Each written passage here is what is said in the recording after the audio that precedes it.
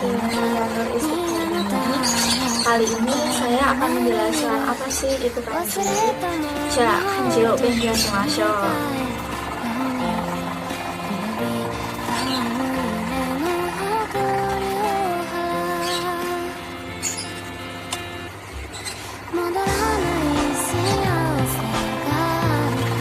Kanji wa nan desu ka? Kanji itu apa sih?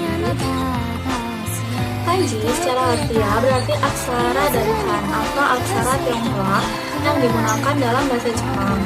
Kanji adalah salah satu dari 4 set aksara yang digunakan dalam tulisan modern Jepang selain kana, yaitu katakana dan hiragana, dan juga romaji. Kanji dulunya disebut mana atau shinji untuk membedakannya dari kana, yaitu katakana dan hiragana. Aksara kanji dipakai untuk melambangkan konsep atau wujud kata benda, kata konstruksi, akar kata sifat, dan juga kata keterangan. Nah, berikut ini ada beberapa, yaitu film, kemudian poster, kemudian ada juga anime yang disukai anak-anak. Itu semuanya menggunakan kanji. Jadi apabila kita ingin bisa berbahasa Jepang dengan baik, maka kita juga harus bisa memahami kanji. Nah, berikut ini ada hiragana. Hiragana adalah salah satu huruf Jepang, yaitu dimana dia untuk menuliskan kosakata dari Jepang itu sendiri. Contohnya, misal ichigo, bahasa Jepangnya dari strawberry, itu ditulis menggunakan hiragana. Hiragana sendiri bentuknya lebih luas daripada bentuk yang lain. Kemudian selanjutnya itu ada katakana.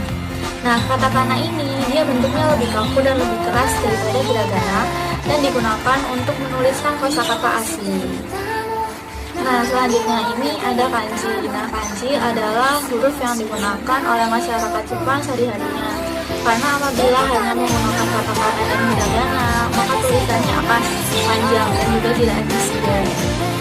Dan juga ada juga yang meskipun itu tulisan hiragana yang sama, tetapi apabila kanjinya berbeda, maka maknanya juga berbeda.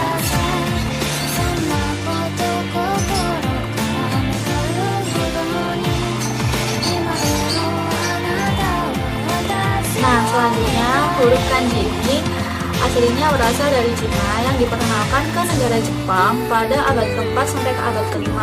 Kanji memiliki 2 cara baca, yaitu onyomi dan juga kunyomi.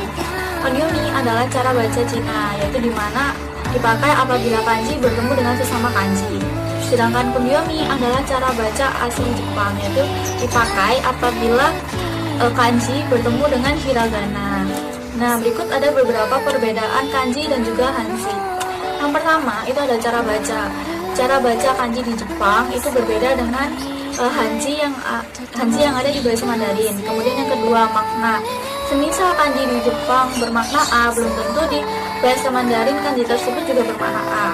Kemudian, seperti yang diketahui bahwa kanji itu dibawa ke Jepang pada abad ke-4 dan ke-5. Jadi kita memakai aksara Cina tradisional.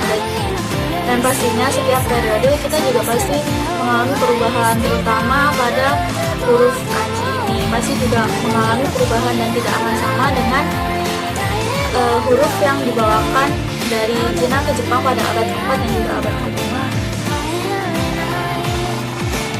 Nah, berikut ada contohnya. Yang di sebelah atas itu ada tulisannya sensei. Nah, sensei ini cara bacanya kita menggunakan cara baca Cina dikarenakan dia bertemu dengan sesama kanji.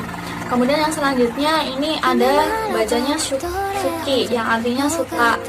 Nah, ini dia dibacanya menggunakan kunyomi karena dia kanji tapi bertemu dengan hiragana. Kemudian selanjutnya kanji juga memiliki berbagai macam tingkatan loh. Yang pertama ada di level N5. Nah, di level N5 ini kita harus menguasai setidaknya 100 kanji. Kemudian ada level N4, yaitu kita harus menguasai setidaknya 300 kanji. Kemudian ada level N3, yaitu kita harus menguasai setidaknya 650 kanji. Kemudian ada level N2, yaitu kita harus menguasai setidaknya 1000 kanji. Dan level N1 itu kita harus menguasai setidaknya 2000 kanji.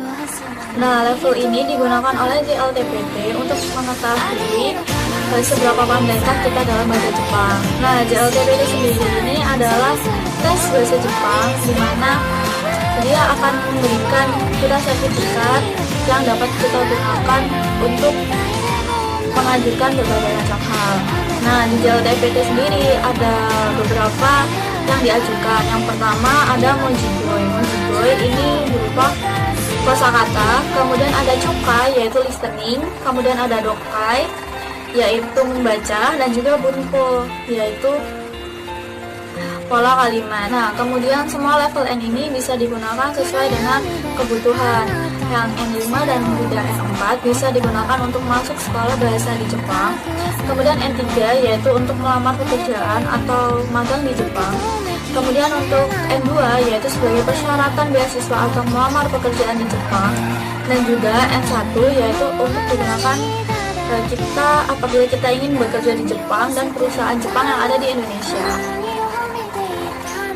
Nah, berikut ini ada satu contoh. Nah, kanji di bawah ini bisa dibaca dengan Gaksewa Daigaku ni ikimasu, yang memiliki arti yaitu mahasiswa pergi ke universitas. Dengan pembahasannya sebagai berikut.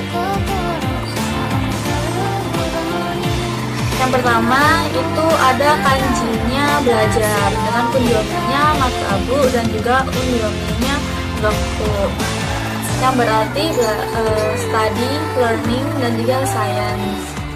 Kemudian yang kedua ini ada kanjinya hidup, dengan kunyominya ikiru, ikasu, ikeru, umareru, umareru, umaru, umu, aeru, hayasu, ki, nama, naru, nasu, musu, dengan unyominya sei dan juga chu, yang berarti hidup, genuine, dan juga birth, yang berarti mahasiswa. Nah, ini membacanya itu menggunakan onyomi dikarenakan dia kanji bertemu dengan kanji, dan bacanya jadi gaku kemudian ditambah dengan sei. Nah, selanjutnya ada kanjinya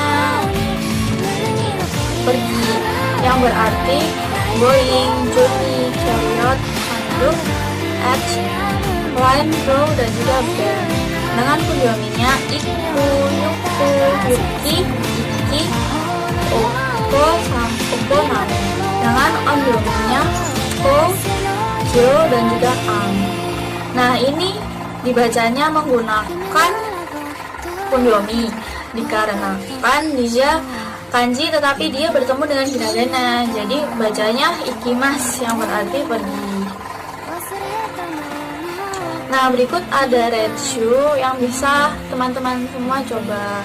Nah, di bawah ini bacanya seperti apa. Nah, untuk teman-teman yang mungkin masih bingung, itu kalian bisa cari referensinya di kamus online atau kamus yang bisa di-download di Play Store. Dan juga untuk referensinya kalian juga bisa cari di Jisho.org.